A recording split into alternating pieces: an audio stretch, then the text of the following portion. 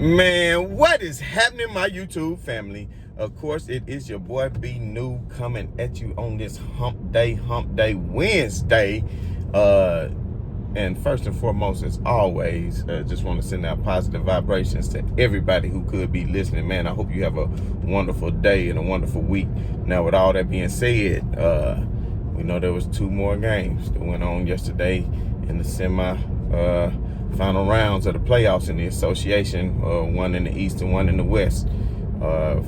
Let's just jump into the West at first, because we all kind of knew what the outcome of the Eastern Conference game would be. We knew that Philly would come out and play a little bit harder, and Embiid would have a monster game, in which he did.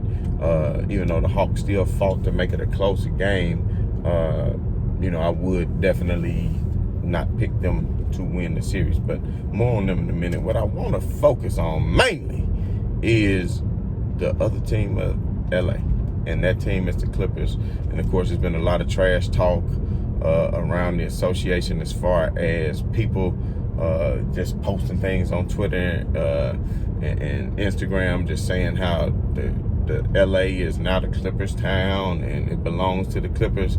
And people fail to realize the Clippers barely scathed past the Dallas Mavericks. And the Dallas Mavericks, Luka Doncic is a great player, but don't get me wrong, like, they are not the end-all, be-all, as you can see. And the thing is, just like in the show yesterday, I picked the Jazz to win this series, and I actually picked the Jazz to win the West. And it's like the Jazz are so disrespected by the media and by fans, for that matter, because they had the #1 record in the association. Let's not forget, they had the best record in the league, and you don't get the best record in the league on accident. You do not get the best record in the league on accident. So, they got people's attention in the middle of the season.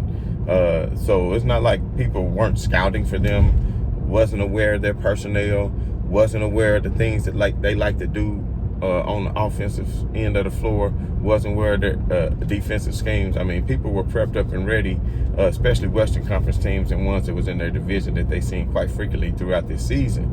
So, I mean, the Jazz, even Steve Kerr, I remember early on in the season when they went on that incredible winning streak that they went on, I want to say 16, 17 games in a row, of Steve Kerr saying that they were the new version of his Golden State team that, broke the record as far as winning the most games in the season.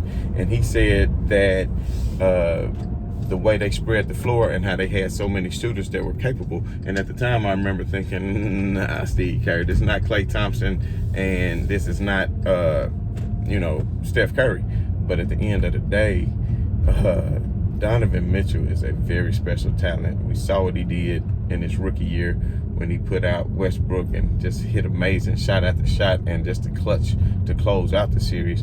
And then we also saw last year how they went 7 games, with the Denver Nuggets, and that could have went either way. And Jamal Murray and him had a hell of a duel, and that's what makes me know that the NBA is in good hands in the future as far as all the great young talent that is out there and how hard these players play. Now, with that being said, I would sit up here and say a lot of people argued, of course, when Klay Thompson is healthy, that, Steph Curry and Klay Thompson is the best backcourt in the NBA. And I would not argue that. Then, of course, a lot of other people want to say, CJ McCollum and Dame Dollar. And, of course, they are right up there, but they cannot get the job done. And it's not it's not due to the lack of talent and effort of Damian Lillard, and it's no knocking CJ McCollum, which he's a great player, but they just not, those two together will not bring you a championship unless they add a third piece. And really, I keep saying a dynamic duo, so technically, just not to go against what I say, I just hate to say it because I like CJ McCollum, but maybe he's just not it. Because technically, if you pair Dame Dollar with a Kevin Durant, that's a ship. If you pair a Dame Dollar with LeBron James, that's a championship or a run at the finals. If you pair him with, just so many different players I can name, that's instant, championship contender if he joins that other person. But CJ McCullough is obviously just not that person. So anyway, that's not the subject. But what I'm trying to focus in on is the backcourt of Donovan Mitchell and Mike Conley. And what you guys have to realize, Mike Conley still didn't play. And when he hurt when he re-aggravated that hamstring, that was against Memphis on the closeout game, I want to say a week ago today. So that's been a week where he's had a chance to rest that, and they still didn't want to bring him back and re-aggravate it, and they were comfortable enough to know that they could take care of the Clippers. Now, mind you, I do want to point this out. The Clippers gave it a hell of a go. It's not like Utah ran off with the game, but I will say with Utah missing like 19 or 20 shots in a row early on, they spotted the Clippers, and I kept saying, damn, they missed 16 shots in a row. They only down by 7. They missed 17 shots in a row. They only down by 10. So, of course, I went straight to the bet online and went ahead and jumped on that second half action with Utah plus the points, because at that time, I think they was giving them like 7.5. And I was like, oh, this is going to be a close game. Utah is either going to win this game, because I knew they would come out with fight in the third quarter.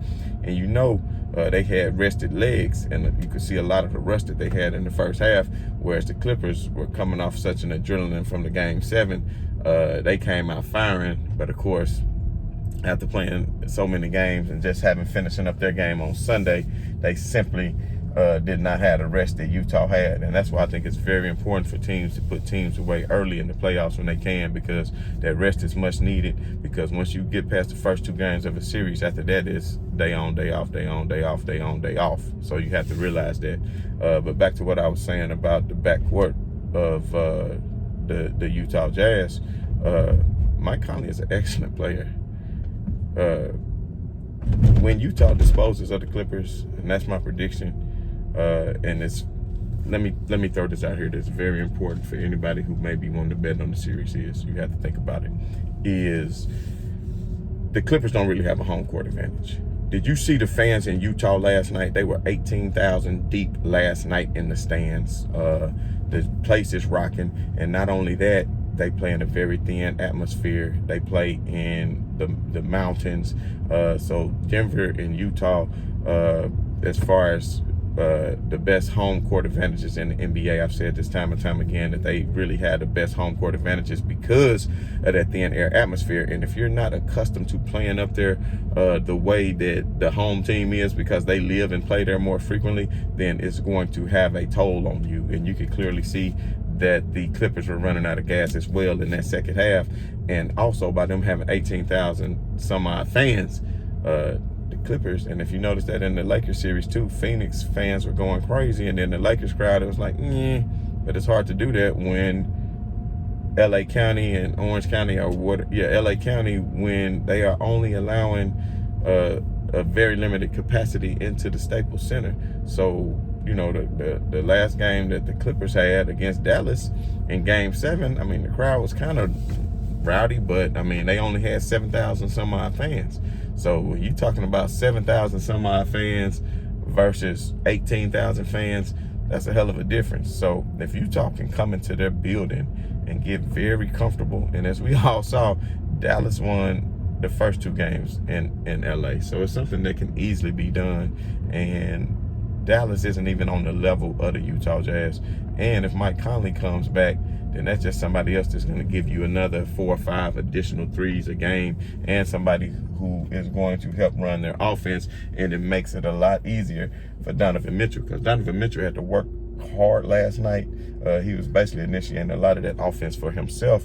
But when you add the addition to Mike Conley, he is going to be adding offense. He's going to be giving other people the easy shots, as well as hitting a lot of threes. And in that Memphis series, you can see one game he had like 6 or 7 threes. You know, each game he's hitting 4 or 5 threes. And Utah already, you know, this year has made more threes in the playoffs than any other team in the history of the game, by averaging 17 made threes in that series. Now, you know, the Clippers, of course, everybody gonna jump on me. They had the highest percentage, blah, blah, blah, for the season. That's for the season. Now we talking about playoff P.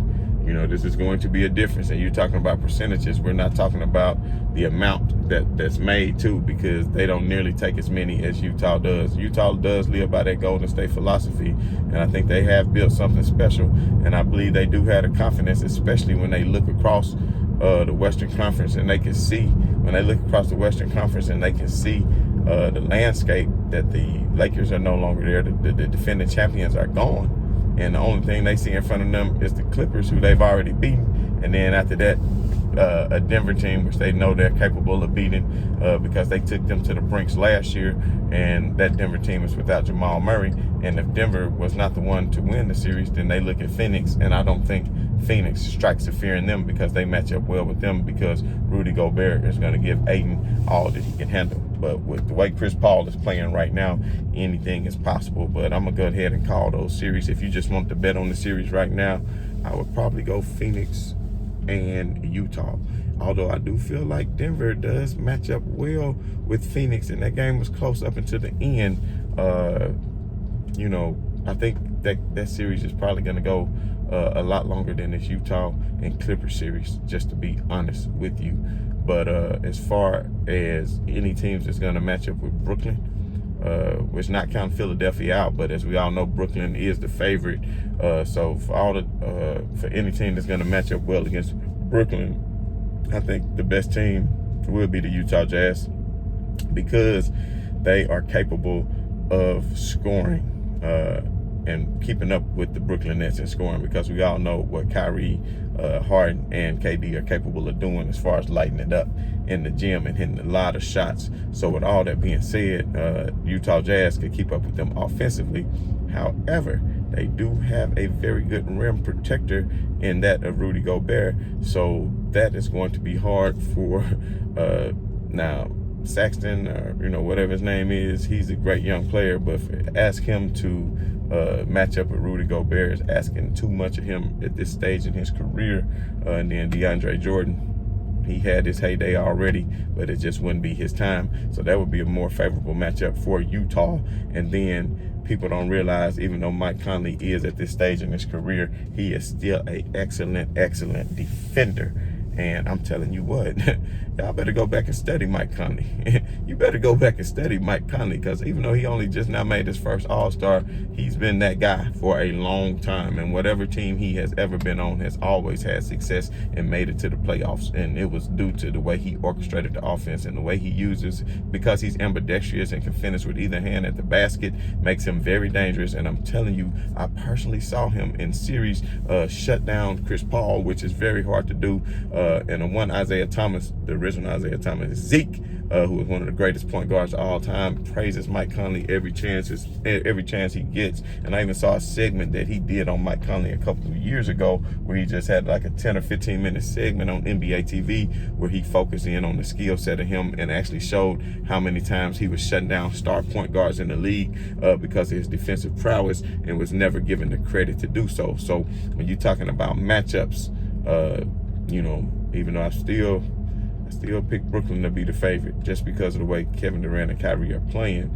But if anybody is going to give them a run for their money and make it a competitive series, because we still have not yet seen a competitive series with Brooklyn, the way they closed out the Celtics, the way they smacking Milwaukee around. That'll be very interesting to see if they can come up with an answer, especially after what Kevin Durant said and back and forth. But did Jay Williams ever respond to that? I hadn't had a chance to see that this morning. I've been pretty busy. I got a lot of things to do on my agenda for this morning. So let me know if he responded to that. Put it in the comments. If you got a link, please share it. I would like to definitely see it, and I can actually do a reactionary video to that if y'all want me to, but it's just all good. But anyway, like I said, it was a great game last night. It's been a very competitive series. I hope a lot of people aren't just not watching because your team got put out. It's still some beautiful basketball to watch, because to me, basketball is just the most purest sport there is to me, for various different reasons, but I won't go into all that. But going back to the Philly series, they're going to shift back to Atlanta, and I think that Atlanta crowd is going to be very rowdy, and they can maybe pull off one game, but I just don't see it happening for Atlanta unless Trae Young just goes crazy. I think just Doc Rivers is going to have his team coached up a little bit too much. And as far as the matchups, I mean, Capella's a great player, but there is no way he's going to handle a Joel Embiid. We saw Joel Embiid have a monster game on yesterday, and I look for that to continue because it looks like he is pretty much healed up from his injury. So, as always, y'all, I just want to give positive vibrations to everybody, and right on to the real, and much love to the haters. I'm out.